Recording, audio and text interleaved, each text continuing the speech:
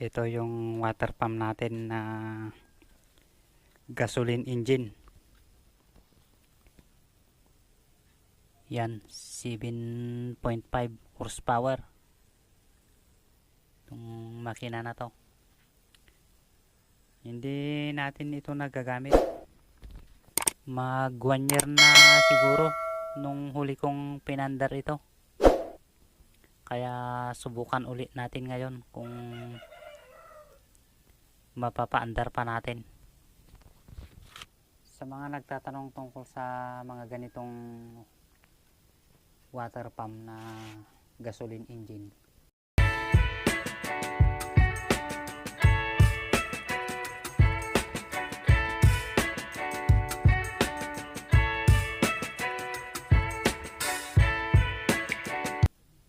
hindi kaya pag ganun ang nangyari mga ka-rider, ang unang gagawin nyo ay linisan nyo muna itong kanyang carburetor para malaman natin kung ano yung kanyang sira.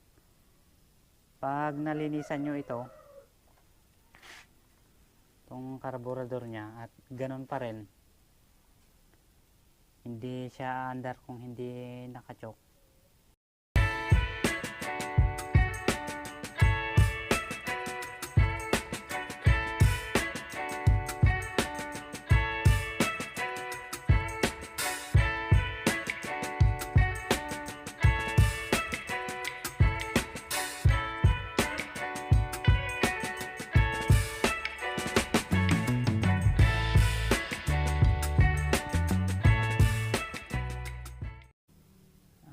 at isa pa ito, pag ganito yung engine nyo ay kailangan yung mag-adjust ng kanyang clearance, kasi pag malawag yung clearance nya hindi pa rin siya aandar pero mamamatay din. Yun ang mangyayari pag hindi tama yung clearance nya kung maluwag siya. At ito, mga spark plug, dapat i-check nyo ito, linisan nyo.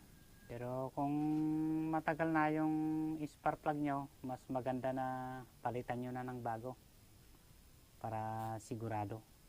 Mura lang naman itong spark plug na to. Madali lang mga ka-rider kung paano ayusin ito. Ito, wala tayong gagawin. Lagyan lang natin ng gasolina at subukan natin na paandarin. Pero pag hindi aandar, linisan natin itong kanyang carburetor para sigurado na aandar na ito. Pero testingin lang natin na paandarin na wala pa tayong ginalaw.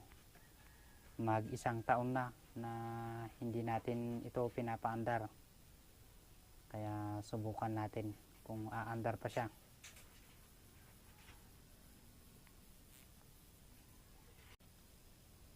Ito, lagyan na natin ng gasolina para masubukan na natin kung aandar pa rin. Yan, konti lang yung ilalagay natin.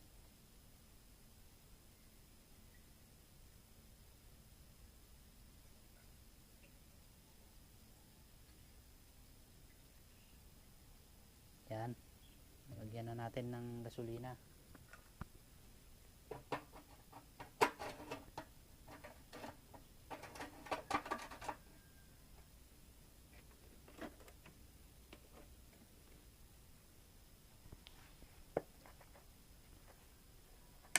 Subukan na natin kung aandar pa siya.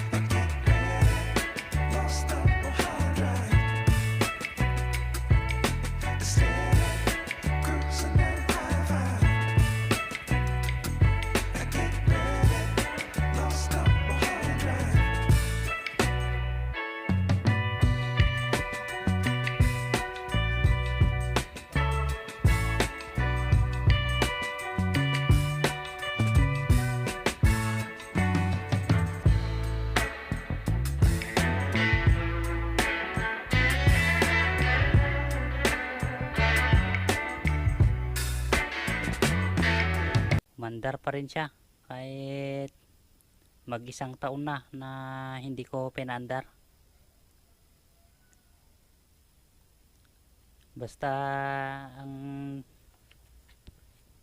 gagawin nyo lang, ulitin natin, ito lang karburador ang linisan nyo pag ito ay mahirap paandarin. Linisan nyo lang ito, at pag nalinisan nyo at ayaw pa rin, itono nyo itong kanyang karburador, sigurado aandar yan. Tsaka pag ganito yung engine nyo na may ina-adjust na valve clearance, pero pag hindi nyo makuha dito, ay dito kayo mag-adjust kayo ng clearance. Baka lumuwag lang yung kanyang clearance, kaya yan ang gagawin nyo, sigurado na aandar yung makina nyo. So ganun lang yung gagawin nyo mga ka-rider. At salamat sa mga nanood, at pa-subscribe naman ang YouTube channel natin para updated kayo pag may bago tayong video.